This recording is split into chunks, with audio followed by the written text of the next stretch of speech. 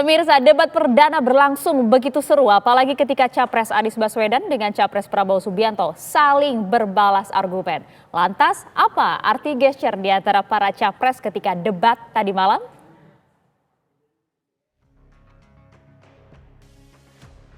Komisi Pemilihan Umum telah menggelar debat perdana Capres. Dalam debat perdana, sejumlah pengamat politik menilai Anies Baswedan dan Prabowo Subianto bersaing ketat dalam debat.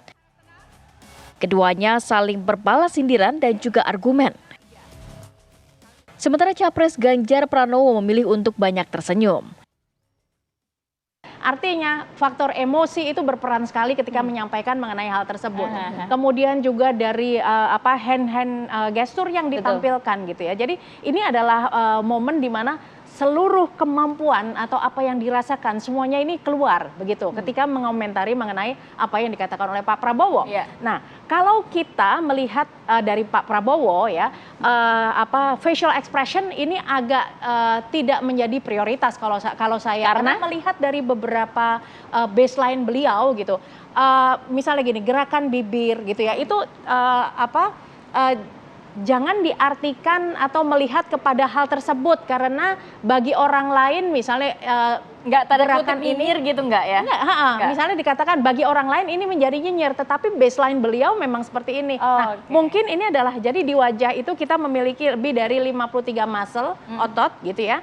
Nah ini adalah terkait juga dengan riwayat kesehatan misalnya seperti itu ya. Kalau buat perempuan mungkin dengan treatment wajah yang dilakukan dan sebagainya sehingga ini kita kesampingkan. Tetapi hal yang paling bisa kita lihat di sini adalah mengenai suara. Gitu ya, intonasi maupun tone suara. Dan juga gerak tangan. Dan juga gerak tangan gitu ya. Jadi kalau ketika mengatakan Mas Anies dua kali diulang. Itu dua kali ya. Kita lihat verbalnya ya, sesuatu yang berbeda. Terus kemudian juga dari suara, kalau pakai suara tone atas itu udah biasa Pak Prabowo ya.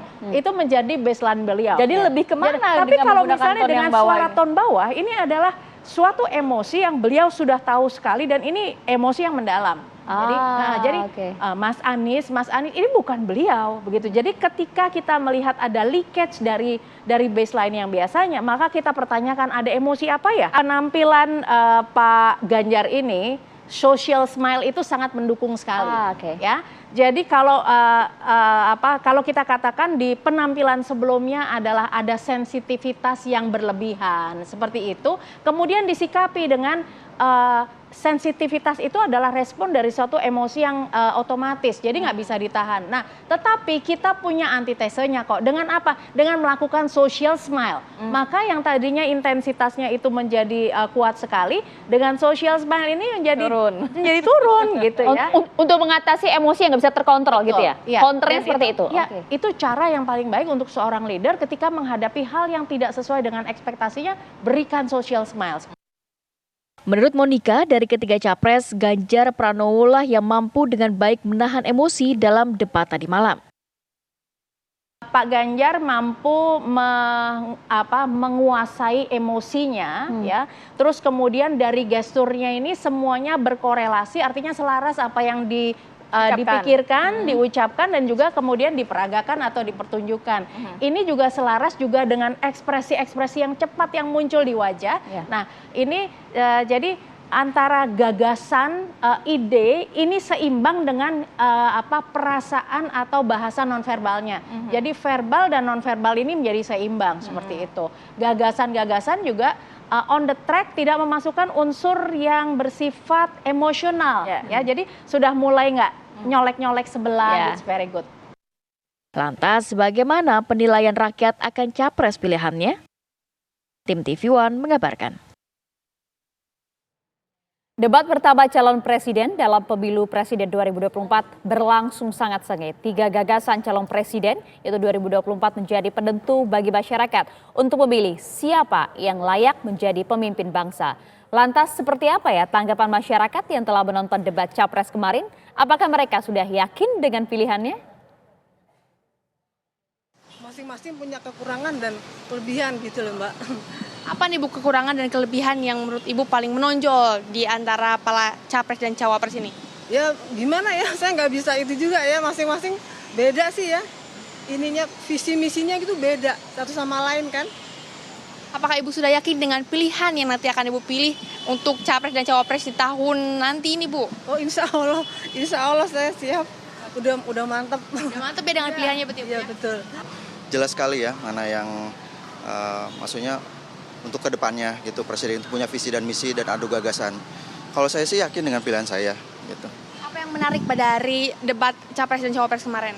Yang menariknya dari ketiga cawapres tersebut masing-masing punya argumen dan punya visi dan misi. Terus dari debat tersebut saya pikir ada satu cawapres yang benar-benar saya bikin yakin untuk memimpin Indonesia ke depannya. Bapak itu udah yakin ya dengan pilihannya? Yakin. Saya yakin. Yakin 100% ya, Mas? Yakin.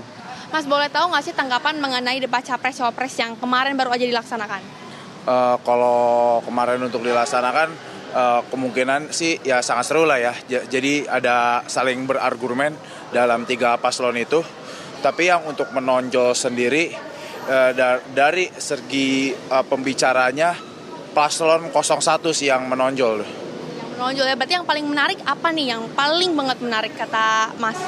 Yang paling menarik ya sih yang paslon 01 ini dalam perkataannya itu sangat bijak dan sangat akurat untuk kedepannya Indonesia lebih baik lagi. Berarti udah yakin ya sama pilihannya untuk nanti di pemilu mau nyoblos siapa?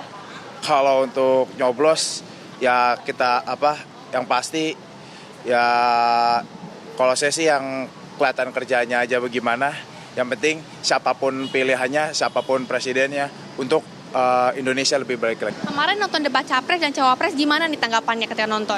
Tanggapannya menurut saya sih masih belum ketahuan ya, maksudnya saya belum menentukan pilihan capres dan cawapres mana yang saya akan pilih kemudian. Karena menurut saya ketiga-tiganya itu masih menurut saya sih masih terkesan biasa aja sih, belum menunjukkan potensi sebenarnya itu sih. Jadi menurut saya sih harus lebih dalam lagi dan juga apa yang disampaikan itu harus bisa menyentuh kondisi masyarakat sebenarnya itu sih ya. Lalu apa sih Pak hal yang paling menarik begitu ketika nonton tuh? Kalau kemarin pada saat nonton itu ya reaksi dari masing-masing pendukungnya sih. Dan juga reaksi dan juga ya itu sih reaksinya aja sih Mbak yang paling menarik menurut saya.